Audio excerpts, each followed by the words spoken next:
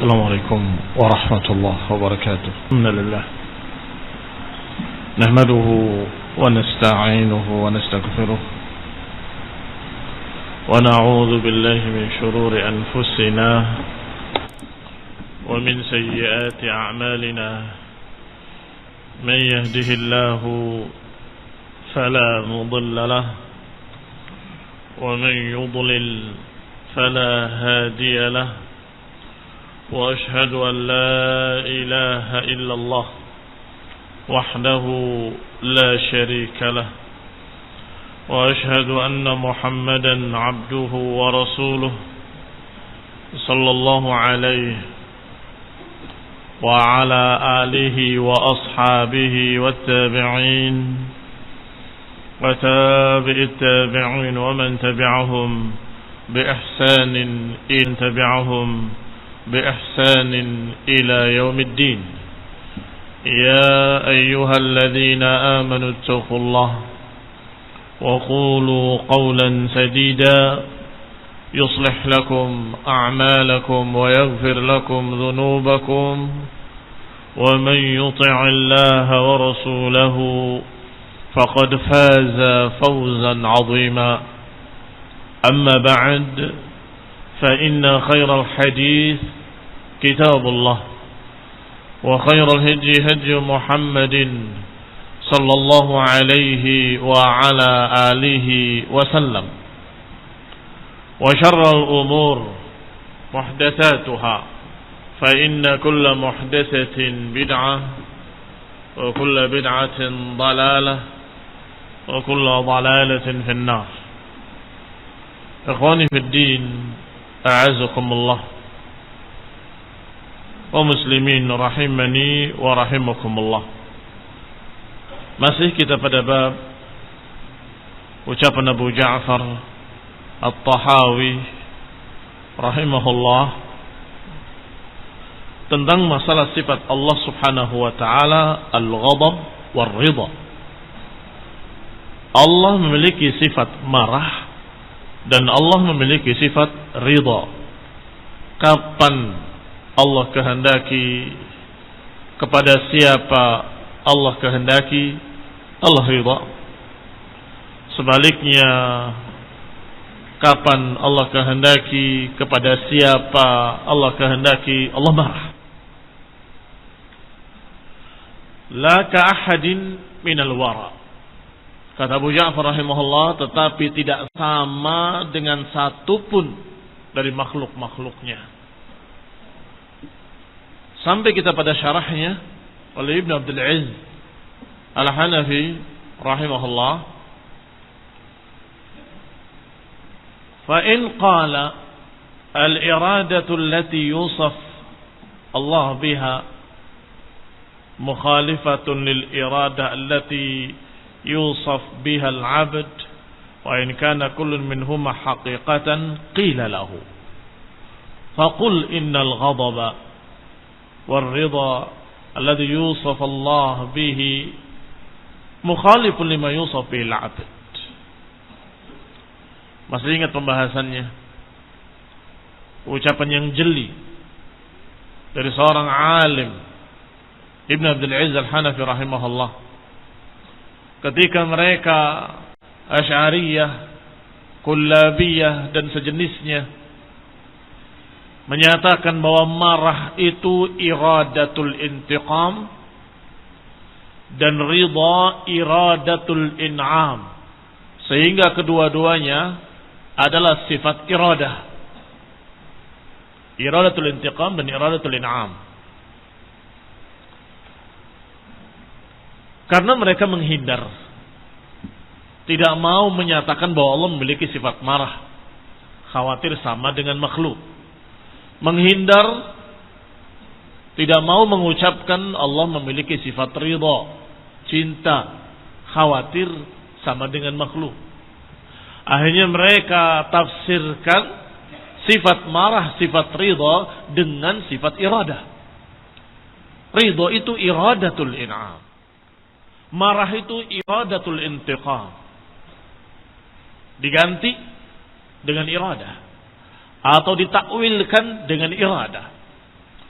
Maka kita katakan pada mereka, sebagaimana Ibnu Abdul Aziz menjelaskan rahimahullah, kita tanyakan pada mereka, bukankah iradah juga ada pada makhluk? Kalau kamu katakan Allah memiliki iradah, kehendak, maka kita katakan berarti sama dengan makhluk. Makhluk juga punya iradah, punya kehendak.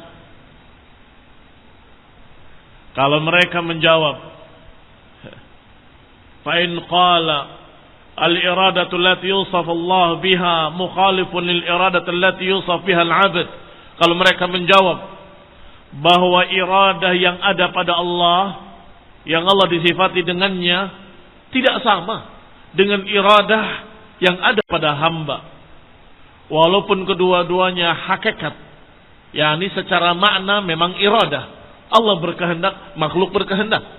Tetapi tidak sama kehendak Allah dengan kehendak makhluk. Kalau demikian jawaban mereka, فإذا كان ما يقوله في الإرادة يمكن أن يقال في هذه الصفات. Kalau kalian katakan demikian pada sifat iradah, maka sesungguhnya bisa pula kalian katakan demikian pada sifat-sifat lain, seperti sifat marah dan sifat ridha. Marahnya Allah tidak sama dengan marahnya makhluk. Ridhonya Allah tidak sama dengan ridhonya makhluk. Cintanya Allah tidak sama dengan cintanya makhluk. Selesai. Di sinilah kontradiksinya mereka.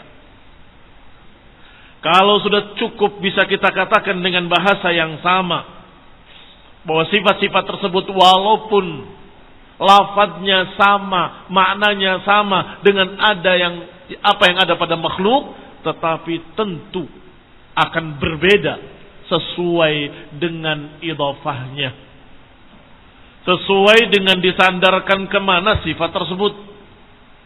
Kalau disandarkan pada Allah, sesuai dengan keagungan Allah. Kalau disandarkan pada makhluk, sesuai dengan kelemahan makhluk. Pasti tidak sama, walaupun lafaz dan maknanya sama. Allah marah, makhluk marah. Allah cinta, makhluk cinta. Tetapi tidak akan sama. Karena makna yang terkandung dalam lafaz dinisbatkan, disesuaikan dengan idhafahnya. Disandarkan kemana? Kalau disandarkan pada Allah, sesuai dengan keagungan Allah. Kalau disandarkan pada makhluk, sesuai dengan kelemahan makhluk. Orang marah kadang lupa diri. Orang marah kadang kebablasan. Orang marah kadang merusak. Itu enggak ada pada Allah Ta'ala. Merusak benda-benda sia-sia. Membanting gelas, banting piring, banting pintu. Membunuh orang dalam keadaan tidak layak dibunuh. Ini marahnya makhluk. Allah Maha Suci, tidak mungkin berbuat demikian. Allah tetap Maha Adil. Walaupun Allah murka, tidak akan keluar dari keadilannya, nggak akan keluar dari hikmahnya, nggak akan keluar dari sifat hikmah dan sifat adil.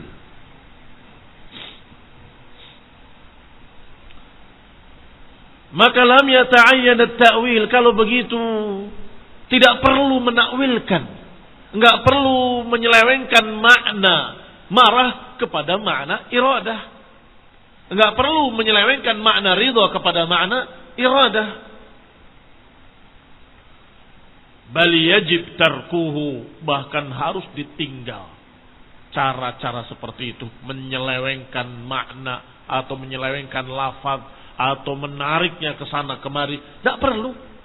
Enggak perlu. Karena tetap enggak lepas dari apa yang kalian hindari. Apa alasan mereka menakwilkan marah dengan iradatul intiqam? Apa alasannya? Ingin menghindar dari sifat yang pada makhluk juga ada. Iya kan? Marah, kok kayak makhluk marah? Tidak mungkin. Itu iradatul intiqam. Kalian menakwilkan pada iradah, tidak lepas dari yang kalian hindari. Karena iradah pun ada pada makhluk. Sifat iradah ada pada makhluk. Berarti tetap saja masih berkait dengan apa yang kalian hindari.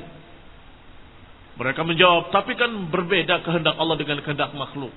Kalau itu jawaban kalian pada iradah, mengapa tidak itu pula yang kalian jawab pada masalah ghadab wal ridha?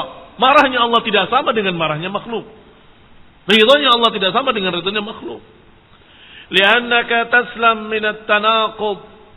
Karena kalau engkau tidak menakwilkan, maka engkau selamat dari kontradiksi.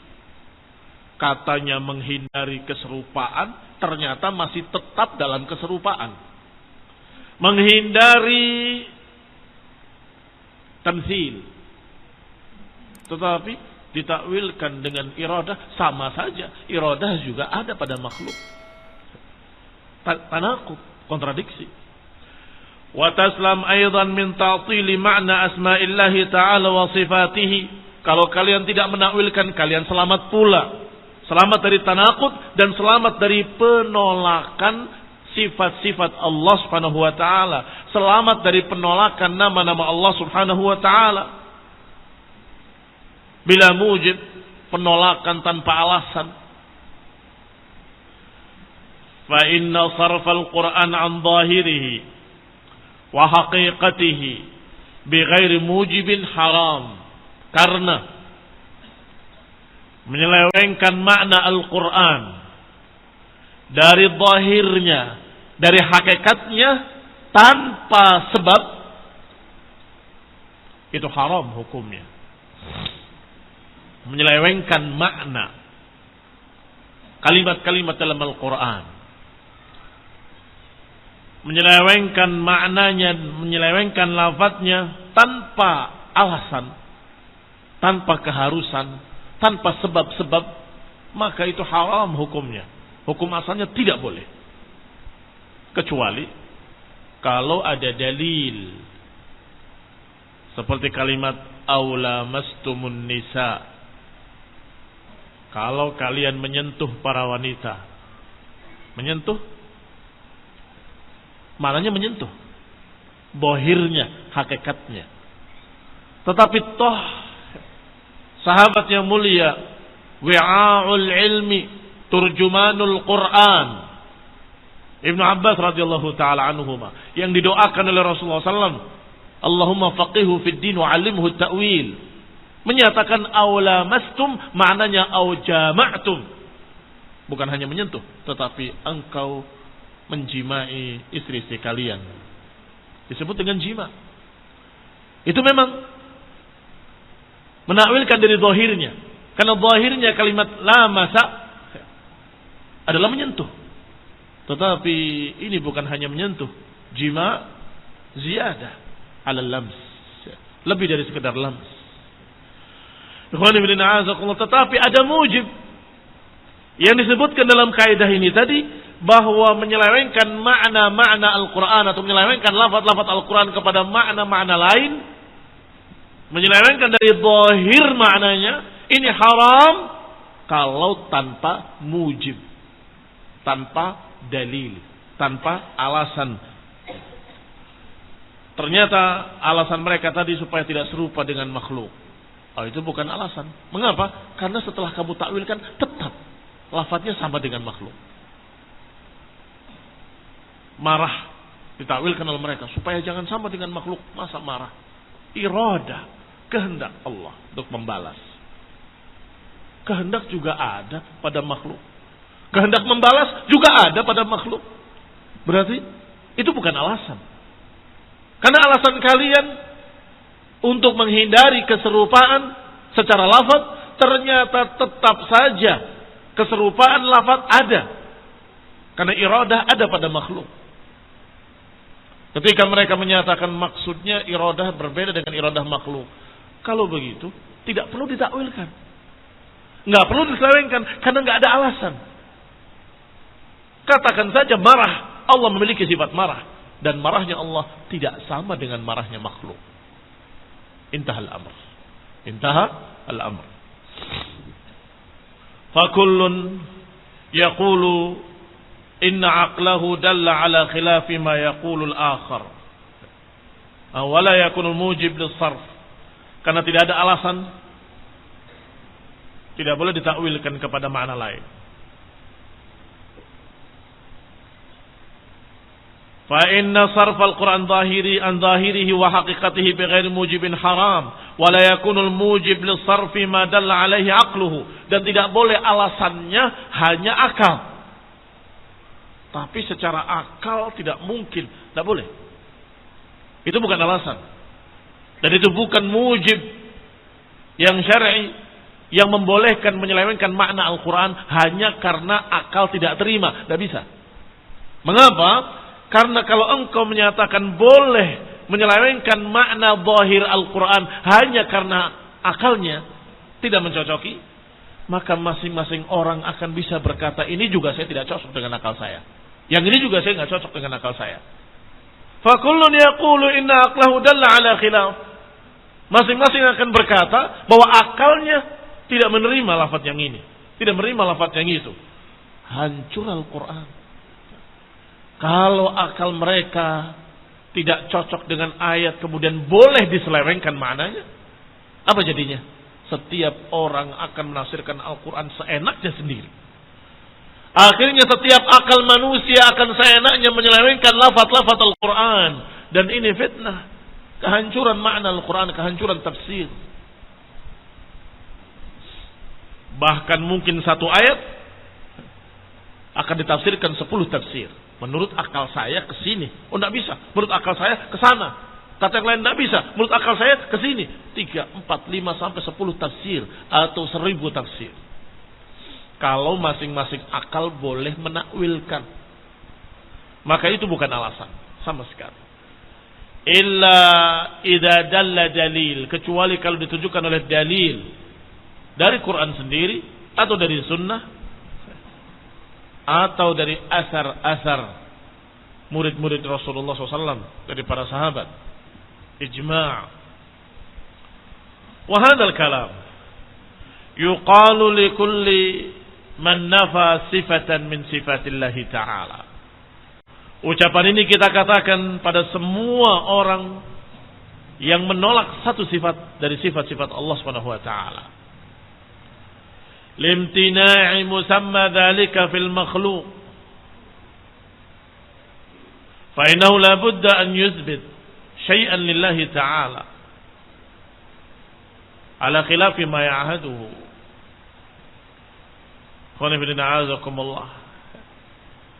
Kalau setiap sifat yang lafadznya sama dengan makhluk kemudian ditolak, mengerikan. Akan sesat kafir seperti Jahmiyah. Jahmiyah menolak seluruh sifat, hampir seluruh sifat, atau bisa dikatakan seluruh sifat, dengan alasan bahwa sifat-sifat itu sama. Mendengar sama dengan makhluk, melihat sama dengan makhluk, apalagi semua sama dengan makhluk. Mereka tolak semua. Bahkan sampai puncaknya menyatakan Allah ada saja nggak mau. Mengapa? Kalau Allah ada sama dengan makhluk, makhluk juga ada. Wallahi laqad junna Jahmun, sungguh telah gila Jahm bin Safwan. Ijusammi ilahahu, ketika menamakan atau mensifati Allah bahwa Allah tidak melihat tapi tidak buta, Allah tidak mendengar tapi tidak tuli, sampai Allah tidak ada dan tidak ada. Kaifa? Majnun. Wallahi laqad junna Jahm, telah gila Jahm. Ini ikhwan ibn a'azakumullah, kalau menolak sifat dengan alasan lafadznya ada pada makhluk, sifat tersebut ada pada makhluk kemudian ditolak. Jangan ditolak sifatnya, tetapi ditolak keserupaannya. Ya, memang Allah mendengar, makhluk juga mendengar, tetapi Allah Maha mendengar sedangkan makhluk terbatas pendengarannya. Naam, Allah melihat, makhluk melihat, tetapi tidak sama melihatnya Allah dengan melihatnya makhluk. Melihatnya makhluk sangat-sangat terbatas dan lemah, sedangkan Allah Maha melihat. Wa qis ala dzalik. Dan kiaskan seperti itu pada semua sifat. Bahwa sifat Allah lebih sempurna daripada apa yang ada pada makhluk. Termasuk apa yang sedang kita bahas. Allah marah, makhluk marah. Kita katakan marahnya Allah tidak sama dengan makhluk. Ini yang disebutkan oleh Imam Abu Ja'far At-Tahawi. Wallahu yaghdab wa yarda la ka ahadin minal wara.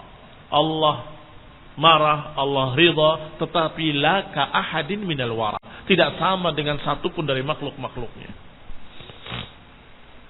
La budda an yuthbit syai'an lillahi ta'ala ala khilafi ma ya'aduhu.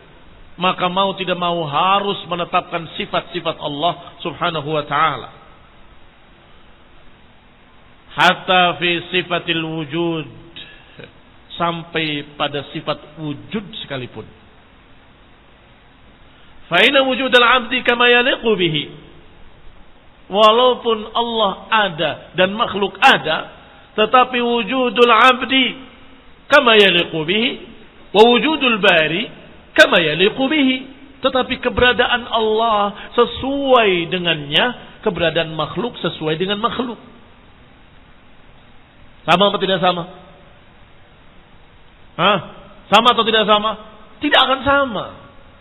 Keberadaan Allah kekal terus menerus, abadan wa azalan. Sedangkan keberadaan makhluk sementara. Sebentar kemudian sirna. Alaysa kadzalik? Maka kata Ibnu Abil Izz Al-Hanafi, fawujuduhu ta'ala yastahil alaihi al-adam. Keberadaan Allah tidak mungkin diiringi ketidakadaan. Artinya keberadaan Allah terus menerus tidak mungkin diiringi ketidakadaan. Wa wujudul makhluk, sedangkan keberadaan makhluk tidak mustahil untuk didatangi ketidakadaan. Suatu saat akan tidak ada. Yang tadinya ada, beberapa waktu kemudian jadi tidak ada. Itu makhluk. Tetapi Allah, wujuduhu, keberadaannya abadan wa azalan. Wa ma samma bihi Rabb nafsahu wa samma bihi makhluqatih. Apa yang Allah namakan dirinya dengannya dan apa yang makhluk-makhluk dinamakan dengannya, walaupun sama lafadznya, walaupun sama maknanya, tetapi hakikatnya pasti tidak sama. Misal hayy, seperti hidup. Allah hidup, manusia hidup. Allah maha hidup dan gak akan mati, sedangkan makhluk hidup sementara dan sebentar lagi mati. Apakah sama? Ya tidak sama. Demikian pula alim. Ulama dikatakan alim. Allah dikatakan alim, maha berilmu. Tetapi ilmunya manusia sangat-sangat terbatas. Setinggi apapun ilmunya, sangat kecil dibandingkan dengan ilmu Allah subhanahu wa ta'ala. Wal qadir, kemampuan. Halaka kudrah, apakah kamu punya kemampuan untuk membuat ini? Oh, saya mampu. Indi qudrah, aqdir. Dipakai atau tidak dipakai kalimat qadar? Aqdiru, qadira, yaqdiru. Pakai pada manusia. Berarti laka kudrah. Naam, indi kudrah. Aku punya kudrah, aku punya kemampuan. Kemampuan perkara itu saja, titik. Sedangkan Allah dikatakan qadir, memiliki kudrah ala kulli syai. Ala kulli syai qadir. Atas segala sesuatu yang mungkin Allah maha kuasa, maha bisa. Sangat berbeda. Walaupun kalimatnya, lafadznya sama, maknanya sama. Allah memiliki kudrah, manusia memiliki kudrah. Fanahnu naqil biqulubina ma'ani hadhil asma. Maka kita sangat memahami makna-makna kalimat tadi pada hak Allah. Wa annahu haqqun thabitun mawjud. Bahwa makna-makna tadi yang terkandung dari sifat-sifat tadi benar-benar hak, tabit, ada pada Allah Subhanahu wa taala. Wa naqil aidan, dan kita pahami juga makna-makna kalimat tadi pada hak makhluk ada Thabit pada makhluk. Wa naqil anna bainal ma'nayaini qadran musyaраkan. Dan juga kita memahami antara keduanya ada sisi makna yang sama. Hati-hati jangan salah paham. Ada sisi makna yang sama. Seperti kudrah dengan kudrah. Ini bisa, ini bisa. Yang pada Allah maknanya apa? Maknanya bisa. Yang pada makhluk maknanya apa? Bisa. Tetapi kebisaan makhluk terbatas. Kebisaan Allah mutlak. Pada segala perkara yang mungkin Allah bisa. Apa makna mendengar pada Allah? Makna sami', yang mendengar. Pada makhluk apa maknanya sami'? Mendengar juga. Berarti maknanya sama. Satu sisi maknanya sama, yaitu mendengar. Allah mendengar, makhluk mendengar. Tetapi tentunya mendengarnya Allah dengan mendengarnya makhluk tidak akan sama. Allah Maha mendengar segala suara, setinggi apapun frekuensinya, serendah apapun frekuensinya. Apakah itu bisikan di hati, Allah dengar. Pembicaraan makhluk-makhluknya, sampai yang terkecil sekalipun Allah tahu. Sedangkan manusia mendengar terbatas. Antara frekuensi tertentu, yang terendah 20, yang tertinggi katanya wallahu ta'ala alam. Selebihnya tidak dengar. Kelelawar itu ada suaranya. Bahkan itu yang menjadi alat dia untuk melihat. Dia tidak melihat, tetapi suaranya itu akan memantulkan ketika ada benda di hadapannya, kembali pada dirinya, dan kemudian dia menghindar. Berarti ada benda di depannya. Tetapi karena suaranya di atas frekuensi yang bisa didengar oleh manusia, maka manusia nggak dengar. Ikhwani fillah, azakumullah. Kaum muslimin rahimani wa rahimakumullah. Ini menunjukkan bahwasanya lafaz-lafaz tadi, sifat-sifat tadi, kita terima lafaznya dan maknanya hakikatan. Mendengar, ya benar-benar mendengar maknanya. Pada Allah juga benar-benar mendengar. Pada makhluk juga benar-benar mendengar. Tetapi pendengaran Allah tidak terbatas. Pendengaran makhluk terbatas. Maka kata beliau, ada antara dua sifat tadi makna mushtarakan, makna yang sama. Idil makna al-mushtarak al-kulli la yujad mushtarakan illa fil adhan. Tetapi sisi makna yang sama tadi, kita katakan sama hanya di benak kita. Mendengar dengan mendengar sama. Hanya di benak kita. Mendengar dengan mendengar sama. Hanya di benak kita ketika menyatakan melihat dengan melihat sama. Tetapi pada kenyataan, ketika sudah dinisbatkan pada makhluk tertentu dengan makhluk yang lain saja, sudah berbeda. Apalagi kepada Allah Subhanahu wa taala dinisbatkan. Bahkan pada makhluk yang jenisnya sama. Abdullah wa Abdurrahman. Abdullah mendengar, Abdurrahman mendengar. Apakah sama? Ya, mendengar sama. Itu di benakmu.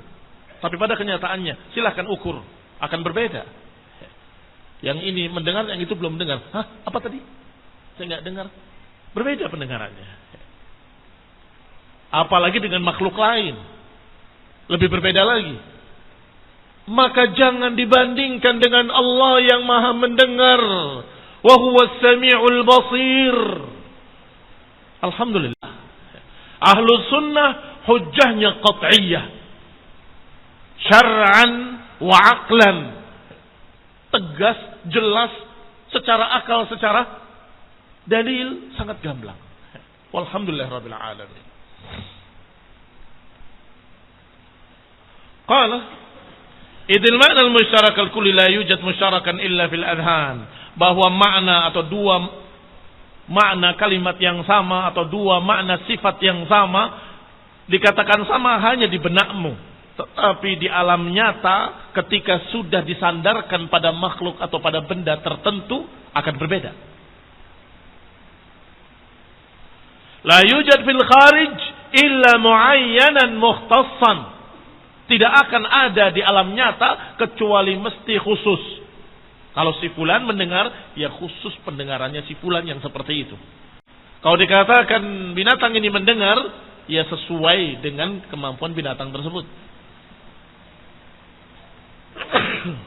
Alhamdulillah. Fayasbut fi kullin minhuma kama yaliqu bihi. Maka kemudian ditetapkan sifat tadi dengan lafaz yang sama, dengan makna yang sama, tetapi sesuai dengan yang disandarkan dengan sifat itu, atau yang disandari sifat itu. Balau qila, bahkan kalau dikatakan ghadiba Malik khazin an-nar, kalau dikatakan malaikat Malik penjaga neraka marah,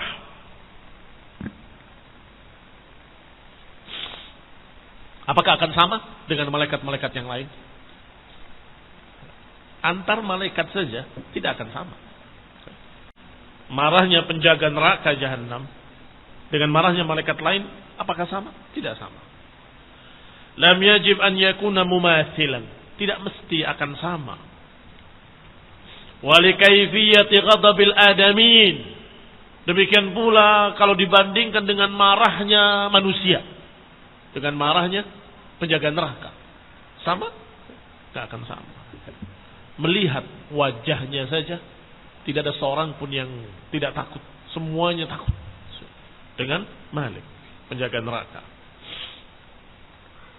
Lianna al-malaikah laysu minal akhlaqil arba'ah, karena malaikat bukan termasuk jenis campuran 4 perkara.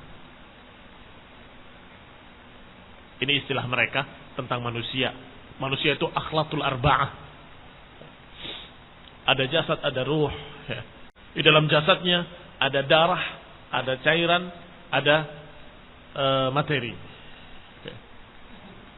Mereka katakan al-akhlaqul arba'ah, campuran 4 zat. Itu manusia. Malaikat berbeda, tidak sama, diciptakan dari cahaya. Maka ketika marah, ya jelas berbeda. Kalau kalian gambarkan marahnya manusia, darahnya mendidih. Malaikat mau dikatakan darahnya mendidih? Wallahu a'lam, apa ada darahnya? Malaikat tidak terdiri dari darah dan daging. Berbeda. Jantungnya berdegup keras. Apakah sama malaikat? Apa malaikat punya jantung? Enggak akan sama, barakallahu fikum. Baru dibandingkan dengan malaikat-malaikat saja.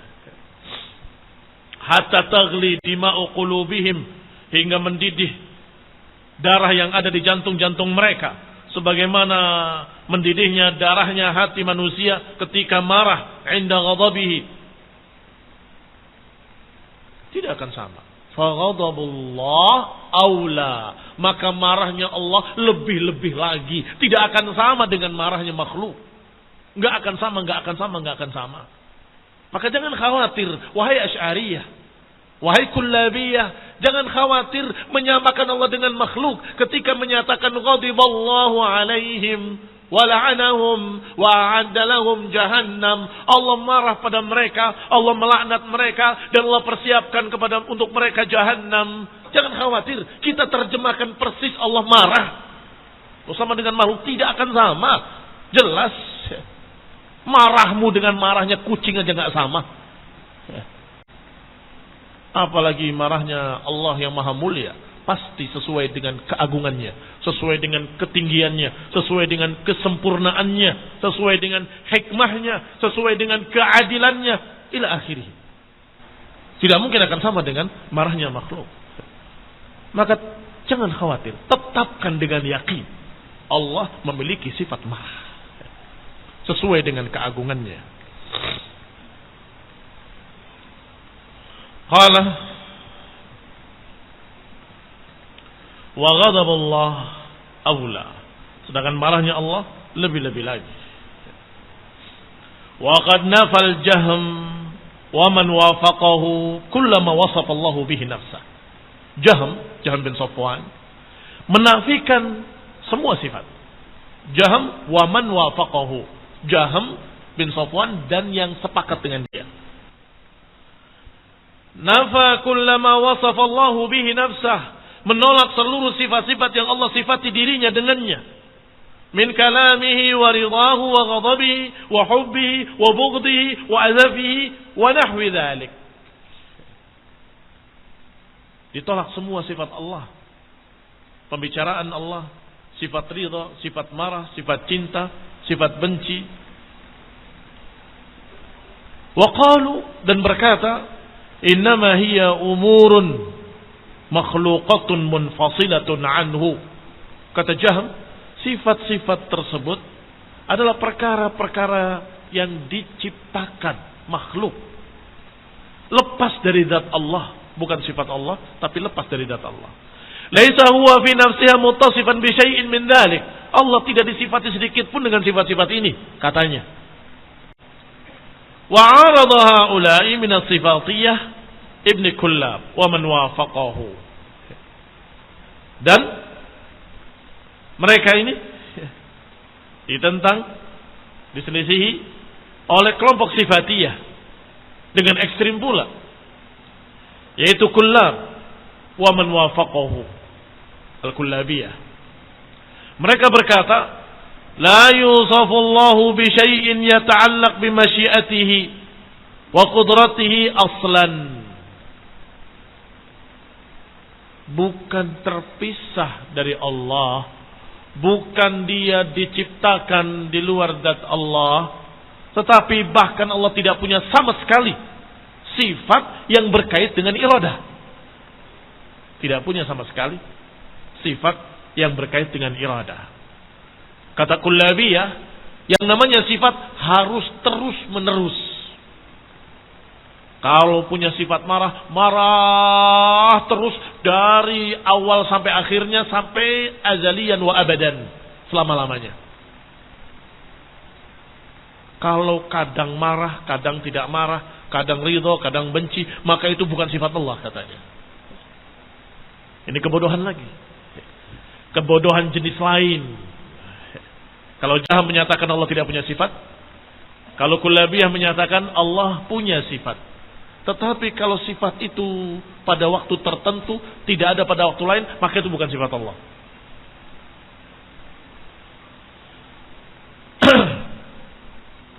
Bal jami'u hadhil umur sifatun lazimah dzatiyah.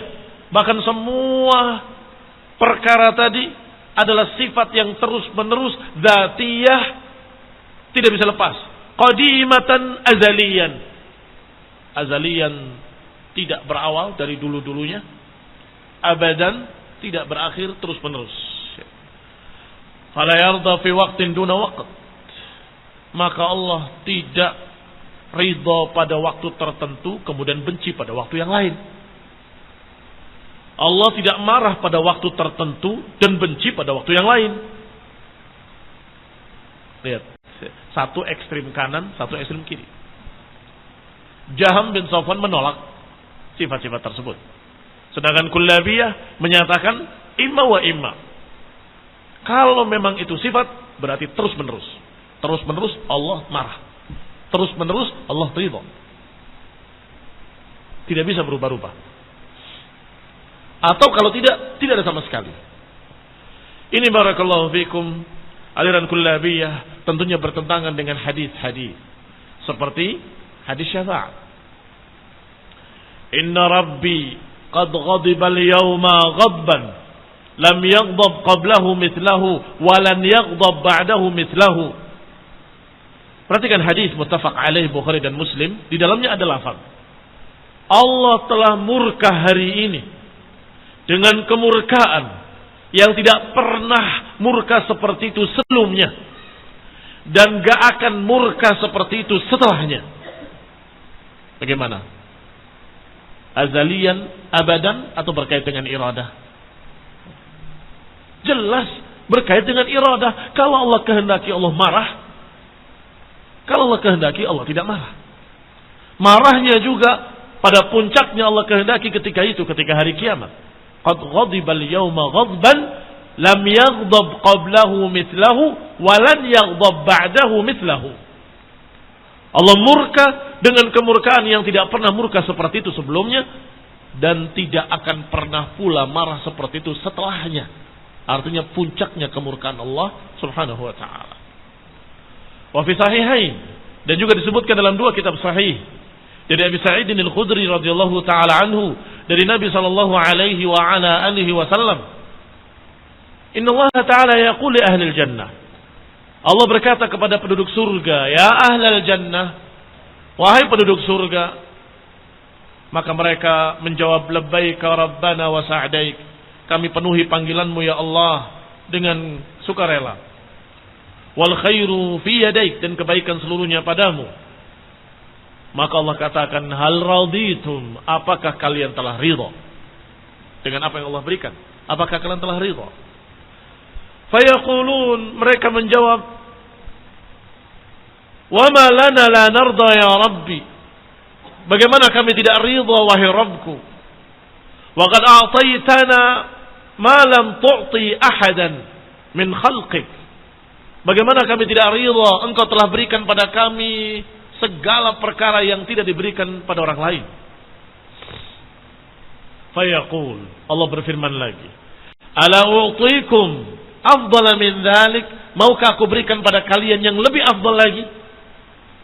Fayaqulun, mereka bertanya, ya Rabbi, wa ayyu syai'in afdal, apalagi yang lebih afdal dari semua ini, dari surga ini?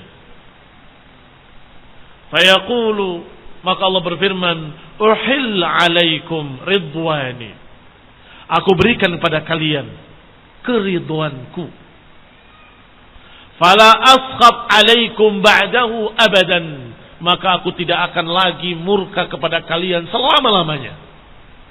Baik, perhatikan kalimat ini, fala askhab alaikum ba'dahu abada, aku memberikan keridhaanku, maka aku tidak akan murka lagi kepada kalian selama-lamanya. Berarti pernah murka kemudian ridha, pernah marah kemudian tidak lagi setelah itu, abadan. Maka bagaimana mungkin kullabiyah menyatakan bahwa sifat kemurkaan Allah itu terus menerus dan sifat keridhaan Allah itu terus menerus? Tidak mungkin, karena itu sifat fi'liyah, berkait dengan iradah. Kalau Allah kehendaki, Allah ridha. Kalau Allah kehendaki, Allah benci. Kalau Allah kehendaki, Allah marah. Kalau Allah kehendaki, Allah cinta. Ini semua berkait dengan iradatullah. Maka yang ini ekstrim ke kanan, yang ini ekstrim ke kiri. Jaham menolak seluruhnya, kullabiyah menetapkan dengan azalian wa abadan. Kaum muslimin rahimani wa rahimakumullah. Fayastadillu bihi ala annahu yahil ridwanahu fi waqtin duna waqt. Hadis-hadis ini sebagai dalil bahwa Allah ridha pada waktu tertentu, tidak pada yang lain. Demikian pula sebaliknya, marah pada waktu tertentu, tidak pada waktu yang lain. Wa nahu qad yahil ridwanahu thumma yaskhab. Kadang-kadang Allah ridha kemudian murka, kadang-kadang Allah murka kemudian ridha. Seperti dalam hadis tadi, aku tidak akan murka lagi kepada kalian. Artinya pernah murka, tapi kemudian dimaafkan oleh Allah, dan aku ridha pada kalian, aku tidak akan lagi murka pada kalian. Kama yahillu sakhat tsumma yarda, demikian pula memungkinkan bagi Allah murka kemudian ridha, atau ridha kemudian murka. Lakin haula ahalla alaikum ridwan alaihim ridwanan la yata'aqqabuhu sukht. Tapi mereka kullabiyah menyatakan bahwa Allah memiliki sifat ridha abadan wa azaliyan, tidak pernah diiringi kemurkaan.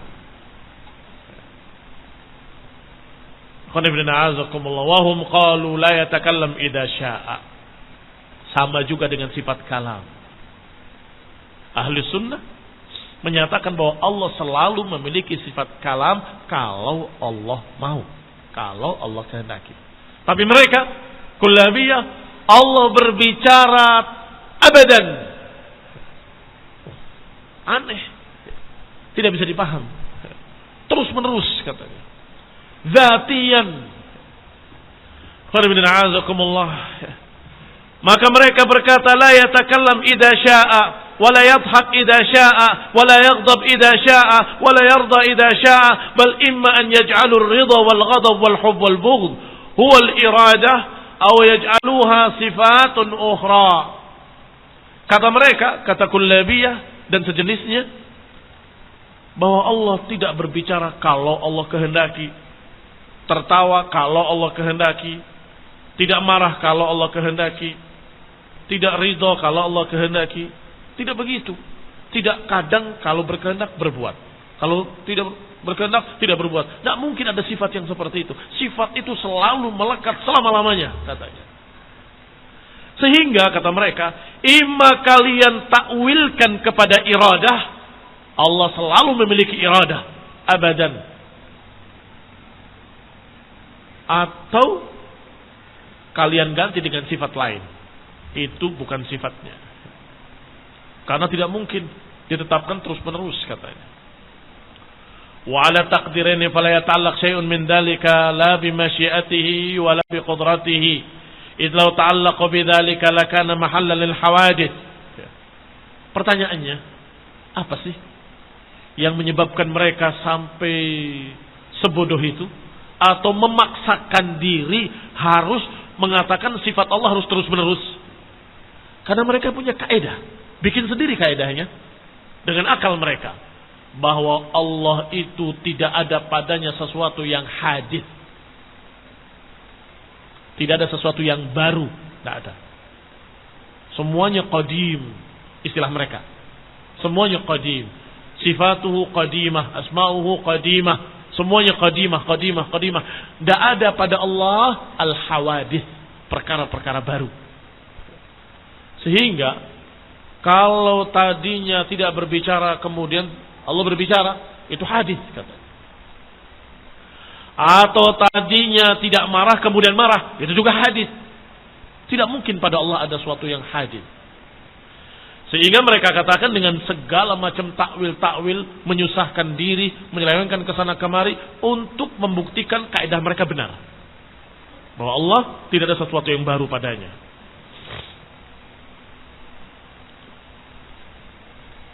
Fanafa ulai sifat al-fi'liyah ad-datiyah bihadzal asl. Maka mereka tolak semua sifat-sifat fi'liyah. Mereka tolak semua sifat-sifat fi'liyah. Karena sifat fi'liyah itu dikerjakan kalau Allah mau. Kalau tidak, tidak. Akhirnya kata mereka berarti hadis baru dong. Tak mungkin. Ini barakallahu fikum kesalahan mereka yang fatal, memakan atau membuat kaidah sendiri, akhirnya termakan dengan kaidahnya sendiri. Akhirnya menolak sifat-sifat datiyah dan sifat yang berkait dengan iradah. Kama nafa ulaika sifat mutlaqan biqaulihim laisa mahallan lil a'rad. Sebagaimana mereka akhirnya menolak juga sifat-sifat yang lain dengan alasan bahwa Allah bukan tempat a'rad. A'rad itu semacam sifat. Kita kembali kepada kaidah mereka, kaidah filsafat mereka, bahwasanya makhluk itu terdiri dari dua, zat wal a'rad, wal a'rad, zat dan a'rad. Zat itu bendanya, a'rad itu gambarannya. Misalnya kamu katakan satu benda, manusia, itu apa? Zatnya. A'radnya tinggi atau pendek, gemuk atau kurus, hitam atau putih, itu a'rad. Kemudian setelah mereka katakan setiap makhluk terdiri dari dua perkara, kemudian mereka berkata Allah tidak sama dengan makhluk, maka Allah tidak ada padanya a'rad. Mereka sendiri yang bikin kaidah, mereka sendiri yang bingung. Tidak ada a'rad. Loh, sifat ini kan a'rad juga. sifatnya Allah Subhanahu wa taala maha besar, maha tinggi. Mereka tolak karena itu a'rad katanya. Wallahu laisa mahallan lil a'rad. Allah bukan tempat untuk memberikan a'rad katanya. Wa qad yuqal bal hiya af'alun wa la tusamma hawadits. Dan sesungguhnya bisa dikatakan bahwa sifat-sifat fi'liyah tadi bukan sifat tetapi perbuatan. Bahwa Allah melakukan apa yang dikehendakinya. Kalau perbuatan la tusammal hawadits, tidak dinamakan hawadits, tidak dinamakan perkara baru. Kapan Allah mau, Allah berbuat. Kama sumiyat tilka sifat, sebagaimana dinamakan sifat-sifat tadi yang mereka istilahkan itu hawadits, bukan hawadits atau qadim.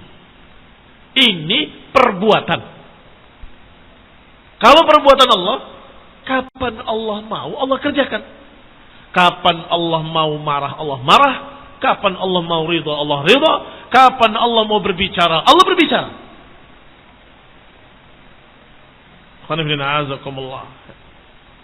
Karena mungkin maksud mereka sifat tidak boleh baru, harus sejak dulu-dulunya. Kalau sifatnya seperti itu terus. Tapi kalau begitu ini af'al, bukan sifat fi'liyah. Bagaimana menurut kalian? Apakah bisa dinamakan hawadits? Walam tusamma a'radan, dan tidak bisa pula dinamakan a'rad. Perbuatan kok, bukan a'rad. Wa qad taqaddamat al-isyarah ila hadzal ma'na, dan sudah lewat isyarat kepada makna-makna ini. Walakinna Syekh rahimahullah lam yajtami' al-kalam fi as-sifat fil mukhtasar fi makanin wahid. Tetapi Syekh Abu Ja'far At-Tahawi tidak mengkhususkan perkara ini pada satu tempat saja, tetapi dalam beberapa tempat beliau ingatkan lagi tentang masalah asma dan sifat. Wa ahsan ma yatarattab alaihi kitab Usuluddin bi tartibi jawabin Nabi sallallahu alaihi wa ala alihi wasallam. Wa yang paling bagus dalam menyusun prinsip-prinsip agama adalah disusun berdasarkan jawaban Nabi.